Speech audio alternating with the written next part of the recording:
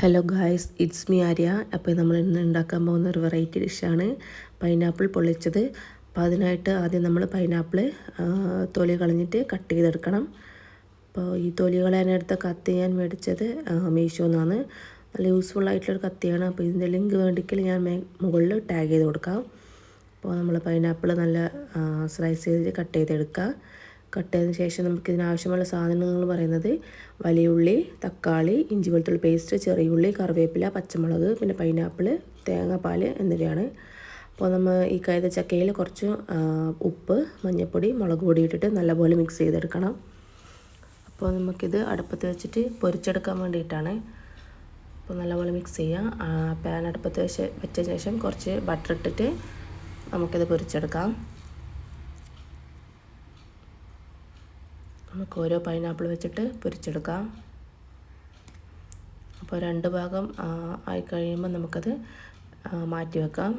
അപ്പോൾ ഈ പൈനാപ്പിൾ പൊള്ളിച്ചത് നമുക്കൊരു മസാല തയ്യാറാക്കണം. അതിനായിട്ട് ആദ്യം കുറച്ച് വെളിച്ചെണ്ണ ഒഴിച്ച് അതിലേക്ക് കുറച്ച് സവാള ഇട്ടിട്ട് നല്ലപോലെ വഴറ്റാം. കുറച്ച് ഉപ്പ് ആഡ് ചെയ്യുന്നുണ്ട്, സവാള വഴന്ന് കിട്ടാൻ വേണ്ടിയിട്ടാണ് വേഗത്തിൽ. അപ്പോൾ അതിനുശേഷം നമ്മൾ കുറച്ച് ചെറിയുള്ളിയും കുറച്ച് പച്ചമുളകും ആഡ് ചെയ്യുന്നുണ്ട്. എരിവ് നിങ്ങളെ ഇഷ്ടത്തിനനുസരിച്ചിട്ട് പച്ചമുളകിൻ്റെ എണ്ണം കൂട്ടുകയോ കുറയ്ക്കുകയോ ചെയ്യാം. അപ്പോൾ നല്ലപോലെ വഴറ്റിയതിന് ശേഷം നമ്മളതിൽ ഇഞ്ചി വെളുത്തുള്ളി പേസ്റ്റ് ആഡ് ചെയ്തു. ശേഷം തക്കാളി ആഡ് ചെയ്തു. അപ്പോൾ തക്കാളി ആഡ് ചെയ്തിട്ട് നല്ലപോലെ വഴറ്റിയെടുക്കുക. അതിനുശേഷം നമുക്ക് പൊടികൾ ആഡ് ചെയ്യാം. മുളക് പൊടി, കുറച്ച് മല്ലിപ്പൊടി, കുറച്ച് കുരുമുളക് പൊടി ഇട്ടിട്ട് നല്ലപോലെ വഴറ്റാം. കുറച്ച് മുളക് പൊടി കൂടെ ആഡ് ചെയ്യുന്നുണ്ട്, എരിവ് കുറവായതുകൊണ്ട്. അപ്പോൾ നല്ലപോലെ അതിൻ്റെ പച്ചമണം മാറുന്ന വരെ ഇളക്കിയെടുക്കുക. ശേഷം നമ്മൾ മെയിൻ ഇൻഗ്രീഡിയൻ്റ് ആയിട്ടുള്ള തേങ്ങാപ്പാൽ നമുക്കിതിൽ ആഡ് ചെയ്യാം. ഇട്ട് നല്ലപോലെ ഇളക്കിയിട്ട് നമുക്കത് മാറ്റി വെക്കാം. പിന്നീട് നമുക്ക് ഇലയിൽ പൈനാപ്പിളിൻ്റെ മസാല തയ്യാറാക്കാം. അതായത് ആദ്യം കുറച്ച് പൈനാപ്പിൾ വെച്ചു, ഒരു പൈനാപ്പിൾ വെച്ചു, പിന്നെ അതിൻ്റെ മേൽ മസാല ഇട്ടിട്ട് നല്ലപോലെ പൊതിഞ്ഞെടുക്കാം.